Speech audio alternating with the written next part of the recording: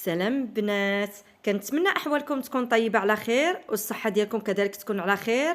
ومرحبا بكم معي من جديد في قناتي صالون ومطبخ آية.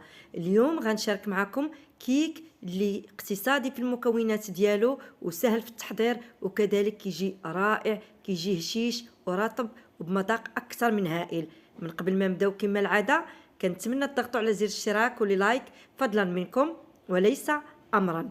غندوزو للطريقه في التحضير وكذلك المكونات غنذكرها معكم. اول حاجه كنجيب اناء اللي غنحضر فيه الكيك، كنوضع فيه رشه ملح، 3 ديال الحبات بيض اللي الحجم ديالهم متوسط اللي واخد من درجه حراره المطبخ، ضفت لهم كيس من الفاني، ثم كاس الا ربع ديال السكر سنيده بعبر كاس العنبه. الكاس ديال عبر العنبه هو اللي غنعبر به السكر والزيت وكذلك الحليب. من بعد ما كنضرب المكونات غير بالضرب اليدوي حتى كتمازج مع بعضياتها، كنضيف كذلك كاس الا ربع ديال الزيت النباتيه، كنضرب الكل، ثم مباشره كنضيف كاس ديال الحليب بارد. كنمزج المكونات جيدا بالضرب اليدوي حتى كنحصلوا على خليط اللي كيكون متجانس. ثم كنبدا نضيف الدقيق هنا تدريجيا. كنجيب واحد الشبيكه كنغربل الكميه الاولى، كندخلها كذلك مع المكونات، ثم مباشره كنضيف كذلك الكميه الثانيه مع 2 اكياس ديال خميره الحلويات وكندخل الكل من بعد ما كنغربلهم. بالنسبه للقوام ديال هذا الخليط ديال الكيك يكون ثقيل، ضروري الا بغيتوا هذا الكيك ينجح معكم خاص يكون القوام ديالو ثقيل، لان الكميه اللي كندخل انا في هذا الكيك 2 كؤوس ونصف بعبار كاس العنبه، ما يعادل 250 غرام، حتى كنحصلوا على خليط اللي كيكون ثقيل. ثم كنضيف 2 معالق كبار ديال العصير الحامض. الدور ديالهم كيعطيونا الخفه والهشاشه للكيك وكذلك مذاق اللي كيجي هائل. هنا كخطوه اختياريه كنضيف قليل من حبيبات الشوكولات، ممكن كذلك تضيفوا الكوك او جوز الهند او مكسرات كيبقى لكم اختيار، او ممكن كذلك تخليو الكيك غير بالمكونات العاديه اللي ضفنا في الاول حتى كنحصلوا على خليط بهذا الشكل هذا.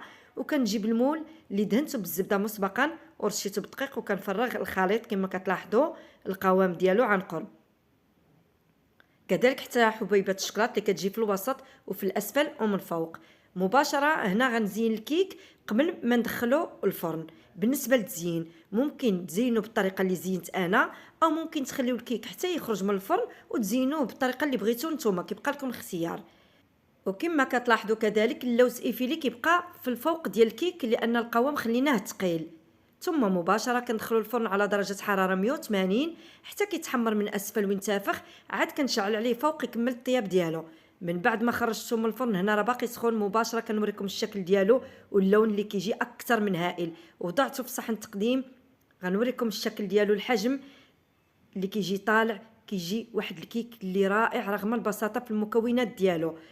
كندهنو هنا بالعسل باش نعطيه واحد اللمعه، ممكن تدهنوه بالمربى او النباج كيبقى لكم اختيار. من بعد ما كنكملو مباشره هنا كيبقى هذا هو الشكل النهائي ديال الكيك اللي شاركت معكم. كيجي واحد الكيك اللي اكثر من هائل.